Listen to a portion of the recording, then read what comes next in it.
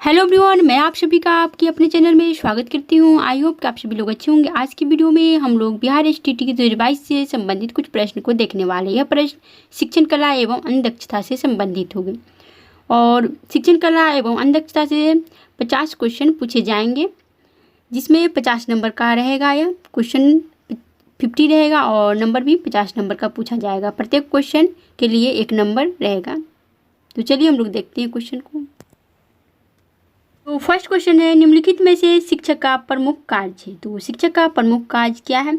तो A option है भाषण देना, बी है शिक्षण कार्य आयोजित करना, सी है बच्चों की देखरेख करना और डी है गृह कार्य जांचना। कौन सा ऑप्शन राइट होगा? क्योंकि क्वेश्चन है शिक्षक का प्रमुख कार्य क्या होगा,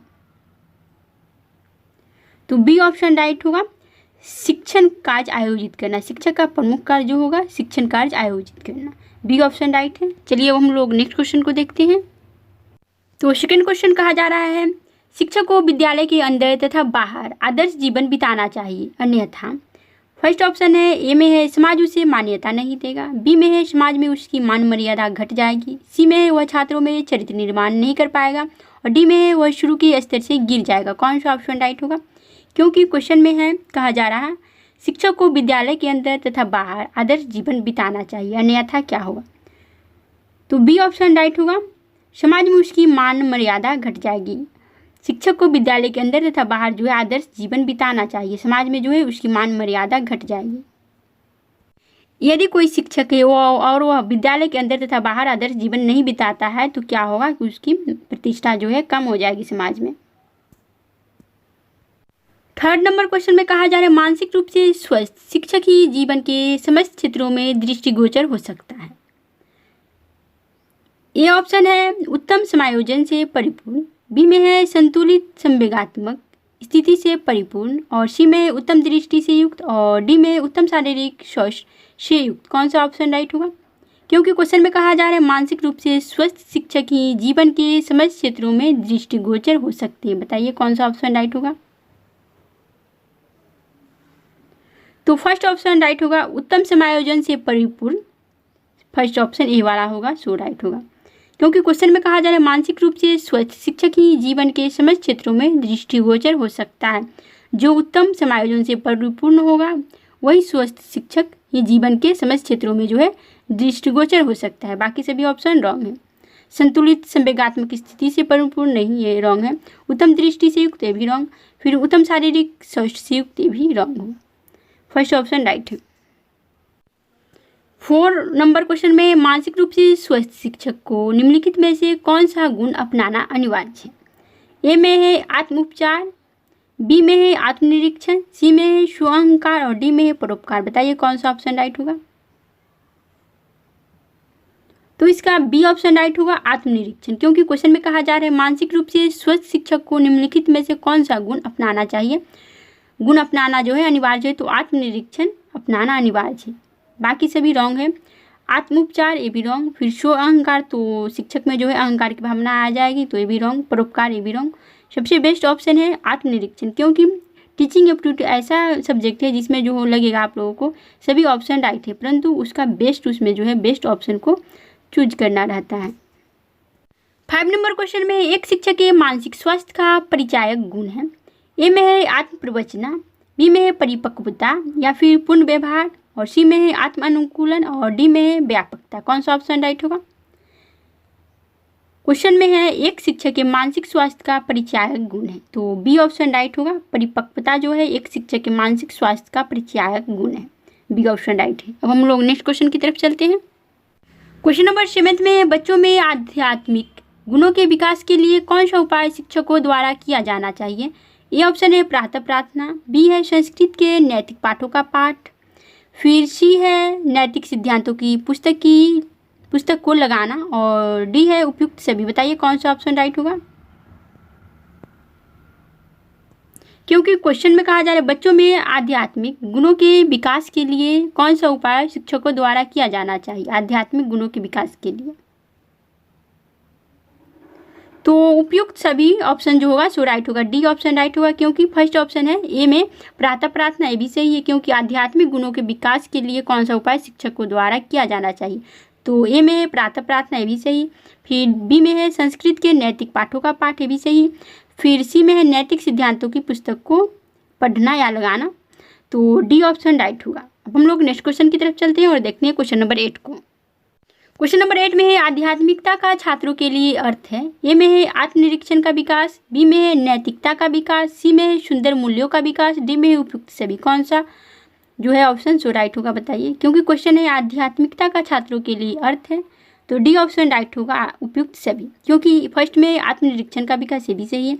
फिर डी में नैतिकता का विकास, ये भी सही है, और सी में सुंदर मूल्यों का विकास, ये भी सही है, तो डी ऑप्शन राइट होगा। अब हम लोग नेक्स्ट क्वेश्चन की तरफ चलते हैं और देखते हैं क्वेश्चन नंबर 9 को इसमें क्या कुछ कहा जा रहा है। क्वेश्चन नंबर 9 में कहा जा रहा है शिक्षक से समाज को अत्यधिक अपेक्षाएं रहती है, अतः उसे कहा जाता है। ए में है समाजपति, बी में है समाज कुंभकार, सी में है समाज निर्माण कर्ता, और डी में है समाज पिता। बताइए कौन सा ऑप्शन राइट होगा क्वेश्चन नंबर 9 का। क्योंकि क्वेश्चन में कहा जा रहा है शिक्षक से समाज को अत्यधिक अपेक्षाएं रहती है, अतः उसे कहा जाता है। शिक्षक को समाज में क्या कहा जाता है, तो सी ऑप्शन राइट होगा, समाज निर्माण कर्ता जो है शिक्षक को कहा जाता है। समाज का निर्माता कहा जाता है किसी भी शिक्षक को, एक शिक्षक को समाज निर्माता कहा जाता है। चलिए अब हम लोग नेक्स्ट क्वेश्चन की तरफ चलते हैं और देखते हैं क्वेश्चन नंबर 10 को। क्वेश्चन नंबर 10 में है शिक्षक को हर हाल में स्वीकारना चाहिए। ए में है शिक्षक आचार संहिता को, बी ऑप्शन में है शिक्षकों की धार्मिक संस्था को, सी है व्यक्तिगत फर्म को, और डी है अपनी जाति बिरादरी को। क्योंकि क्वेश्चन में कहा जा रहा है शिक्षक को हर हाल में स्वीकारना चाहिए। क्या स्वीकार करना चाहिए शिक्षक को, एक शिक्षक को? यदि आप शिक्षक के रूप में हैं तो हर हाल में आपको क्या स्वीकार करना चाहिए, आप लोग बताइए ऑप्शन देख करके। फर्स्ट ऑप्शन है शिक्षक आचार संहिता को, बी है शिक्षकों की धार्मिक संस्था को, व्यक्तिगत फर्म को, या फिर अपनी जाति बिरादरी को। बताइए आप लोग कौन सा ऑप्शन राइट होगा 10th का। तो फर्स्ट ऑप्शन राइट होगा शिक्षक आचार संहिता को। शिक्षक को हर हाल में क्या स्वीकार करना चाहिए, तो शिक्षक आचार संहिता को किसी भी शिक्षक को जो है स्वीकार करना चाहिए। चलिए अब हम लोग नेक्स्ट क्वेश्चन की तरफ चलते हैं और देखते हैं क्वेश्चन नंबर 11 को। क्वेश्चन नंबर 11 में कहा जा रहा है छात्रों में खेल के प्रति रुचि उत्पन्न करने हेतु शिक्षक को चाहिए कि वह, ए ऑप्शन है स्वयं उसके साथ खेले, बी ऑप्शन है खेलों के महत्व पर भाषण दे, सी ऑप्शन है अच्छे खिलाड़ियों को पुरस्कृत करे, और डी ऑप्शन है उपयुक्त सभी अपनाएं। बताइए कौन सा ऑप्शन राइट होगा। क्वेश्चन का में कहा जा रहा है छात्रों में खेल के प्रति रुचि उत्पन्न करने हेतु शिक्षक को क्या करना चाहिए, तो डी ऑप्शन राइट होगा, उपयुक्त सभी अपनाएं। ए में है स्वयं उनके साथ खेले, ये भी सही है। फिर बी में है खेलों के महत्व पर भाषण दे, ये भी सही है। फिर डी सी में है अच्छे खिलाड़ियों को पुरस्कृत करे, ये भी सही है। तो डी ऑप्शन जो है सबसे बेस्ट है, क्योंकि इसमें है उपयुक्त सभी अपनाएं, तो डी ऑप्शन राइट है। चलिए अब हम लोग नेक्स्ट क्वेश्चन की तरफ चलते हैं और देखते हैं आगे का क्वेश्चन क्या कह रहा है, इसमें क्या कुछ कहा जा रहा है। तो इस क्वेश्चन में कहा जा रहा है निम्नलिखित में से शिक्षक का अनुसंधान क्षेत्र होना चाहिए। तो शिक्षक का अनुसंधान क्षेत्र क्या होना चाहिए। ए है आर्थिक क्षेत्र, बी है वैज्ञानिक क्षेत्र, सी है शैक्षिक समस्याओं का क्षेत्र, और डी है सामाजिक समस्याओं का क्षेत्र। बताइए कौन सा ऑप्शन राइट होगा। तो सी ऑप्शन राइट होगा, शैक्षिक समस्याओं का क्षेत्र जो है शिक्षक का अनुसंधान क्षेत्र होना चाहिए, तो सी ऑप्शन राइट है। चलिए अब हम लोग आगे चलते हैं और देखते हैं क्वेश्चन नंबर 13 में है व्यवसायिक निर्देशन का कार्यभार निम्नलिखित में से किसके ऊपर होना चाहिए। ए ऑप्शन है प्राचार्य पर, बी ऑप्शन है विद्यालय के शिक्षकों पर, सी ऑप्शन है शिक्षक विभाग पर, या फिर डी ऑप्शन है इनमें से किसी पर नहीं। बताइए कौन सा ऑप्शन राइट होगा 13 का। तो डी ऑप्शन राइट होगा, इनमें से किसी पर नहीं, क्योंकि क्वेश्चन में कहा जा रहा है व्यवसायिक निर्देशन का कार्यभार निम्नलिखित में से किसके ऊपर होना चाहिए, तो प्राचार्य पर नहीं। फिर बी में है विद्यालय के शिक्षकों पर, ये भी नहीं होगा, रॉन्ग होगा। फिर शिक्षक विभाग पर, ये भी रॉन्ग। फिर तो डी ऑप्शन राइट होगा, इनमें से किसी पर नहीं। चलिए अब हम लोग आगे चलते हैं और देखते हैं क्वेश्चन नंबर 14 को। क्वेश्चन नंबर 14 में व्यक्तिनिष्ठ यानी प्राइवेट शिक्षण केंद्रों का मुख्य उद्देश्य निम्नलिखित में से होना चाहिए। ये ऑप्शन है धन कमाना, बी ऑप्शन है परीक्षा पास करना, फिर सी ऑप्शन है विद्यालयों की संख्यात्मक एवं गुणात्मक कमी को पूरा करना, और फिर डी है उपयुक्त सभी। बताइए कौन सा ऑप्शन राइट होगा। तो सी ऑप्शन राइट होगा, विद्यालयों की संख्यात्मक एवं गुणात्मक कमी को पूरा करना। क्वेश्चन में कहा जा रहा है व्यक्तिनिष्ठ प्राइवेट शिक्षण केंद्रों का मुख्य उद्देश्य निम्नलिखित में से होना चाहिए, तो विद्यालयों की संख्यात्मक एवं गुणात्मक कमी को पूरा करना, सी ऑप्शन राइट हो। अब हम लोग नेक्स्ट क्वेश्चन की तरफ चलते हैं और देखते हैं क्वेश्चन नंबर 15 इसमें क्या कुछ कहा जा रहा है। क्वेश्चन नंबर 15 में है शिक्षक को वृत्तिक संतोष प्राप्त होता है। शिक्षक को वृत्तिक संतोष कब प्राप्त होता है? ए ऑप्शन है शैक्षिक स्तर ऊंचा होने पर, बी है वेतन की वृद्धि होने पर, सी है विद्यार्थियों का जीवन में सफल होने पर, और डी है उसके पद के अनुसार उसकी प्रशंसा होने पर। बताइए कौन सा ऑप्शन राइट होगा? तो सी ऑप्शन राइट होगा, क्योंकि क्वेश्चन में कहा जा रहा है शिक्षक को वृत्तिक संतोष कब प्राप्त होता है? तो विद्यार्थियों का जीवन में सफल होने पर। यदि आप शिक्षक है और किसी भी विद्यार्थी को पढ़ाए और वह विद्यार्थी अपने लाइफ में सफल नहीं हो पाए तो वहाँ पे शिक्षक का जो है वृत्तिक संतोष नहीं हो पाता है। और यदि कोई विद्यार्थी को शिक्षक पढ़ाता है और वह अपनी लाइफ में सफल हो जाता है तो शिक्षक का वृत्तिक संतोष प्राप्त कर लेता है। चलिए अब हम लोग नेक्स्ट क्वेश्चन की तरफ चलते हैं और देखते हैं क्वेश्चन नंबर 16 को। क्वेश्चन नंबर 16 है विद्यालय में आर्थिक असमानता को बहुत हद तक दूर किया जा सकता है। फर्स्ट ऑप्शन है ए में विशिष्ट पोशाक द्वारा, बी में खेल के द्वारा, सी में पढ़ाई के द्वारा, डी में उपयुक्त में से कोई नहीं। बताइए कौन सा ऑप्शन राइट होगा? क्योंकि क्वेश्चन में कहा जा रहा है विद्यालय में आर्थिक असमानता को बहुत हद तक दूर किया जा सकता है, तो सी ऑप्शन राइट होगा। पढ़ाई के द्वारा विद्यालय में आर्थिक असमानता को दूर किया जा सकता है। अब हम लोग नेक्स्ट क्वेश्चन की तरफ चलते हैं और देखते हैं क्वेश्चन नंबर 17 को। तो इसमें कहा जा रहा है शिक्षक का व्यवहार शरारती बच्चों के साथ होना चाहिए। ए में है तटस्थ, बी में है सहानुभूतिपूर्ण, डी में है कठोर और सी में है कठोर और डी में है विनम्र किंतु दृढ़। बताइए कौन सा ऑप्शन राइट होगा? तो डी ऑप्शन राइट होगा, विनम्र किंतु दृढ़। तो क्वेश्चन में कहा जा रहा है शिक्षक का व्यवहार शरारती बच्चों के साथ होना चाहिए, विनम्र किंतु दृढ़ होना चाहिए, क्योंकि इसमें दोनों है, विनम्र भी है और दृढ़ भी है, तो डी ऑप्शन राइट है। अब हम लोग नेक्स्ट क्वेश्चन की तरफ चलते हैं और देखते हैं क्वेश्चन नंबर 18 इसमें क्या कुछ कहा जा रहा है।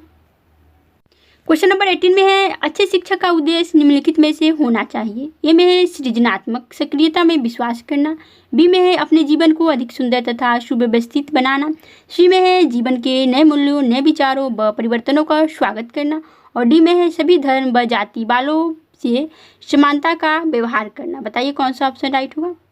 क्योंकि क्वेश्चन में कहा जा रहा है अच्छे शिक्षक का उद्देश्य निम्नलिखित में से होना चाहिए, तो सी ऑप्शन राइट होगा। जीवन के नए मूल्यों, नए विचारों व परिवर्तनों का स्वागत करना, सी ऑप्शन राइट है। चलिए हम लोग आगे चलते हैं और देखते हैं क्वेश्चन नंबर 19। क्वेश्चन नंबर 19 में है बाल प्रकृति का ज्ञान शिक्षक को होना चाहिए क्योंकि। ए में है इससे उसमें दया की भावना विकसित होती है, बी में है इससे उसमें आत्मविश्वास बढ़ता है, सी में शिक्षा की प्रक्रिया में बालक का स्थान केंद्रीय है, और डी में है इससे वह अच्छा पढ़ाता है। तो सी ऑप्शन राइट होगा, शिक्षा की प्रक्रिया में बालक का स्थान केंद्रीय है, क्योंकि क्वेश्चन में कहा जा रहा है बाल प्रकृति का ज्ञान शिक्षक को होना चाहिए क्योंकि शिक्षा की प्रक्रिया में बालक का स्थान केंद्रीय है। क्वेश्चन नंबर 20 में है निम्नलिखित में से किस कारण शिक्षक को आशावादी होना चाहिए। ए में है कक्षा को अनुशासन प्रिय बनाने हेतु, बी में है विनोद प्रिय बनाने हेतु, सी में है छात्रों को आशावादी बनाने हेतु, डी में है छात्रों में अच्छी आदतों का विकास करने हेतु। बताइए कौन सा ऑप्शन राइट होगा 20 का? तो इसका सी ऑप्शन राइट होगा, छात्रों को आशावादी बनाने हेतु, क्योंकि क्वेश्चन में है निम्नलिखित में से किस कारण शिक्षक को आशावादी होना चाहिए, तो छात्रों को आशावादी बनाने हेतु। चलिए अब हम लोग नेक्स्ट क्वेश्चन की तरफ चलते हैं और देखते हैं क्वेश्चन नंबर 21। यह आज की वीडियो का लास्ट क्वेश्चन होगा। तो क्वेश्चन नंबर 21 में कहा जा रहा है एक अच्छे शिक्षक में निम्नलिखित में से गुण होने चाहिए। कौन से गुण होने चाहिए? ए में है अनुशासन प्रिय, बी में है कक्षा पर नियंत्रण करने वाला, सी में स्वयं में नेतृत्व ग्रहण करके छात्रों को यह बताना कि उन्हें क्या करना है, और डी में है उपयुक्त में से कोई नहीं। बताइए कौन सा ऑप्शन राइट होगा?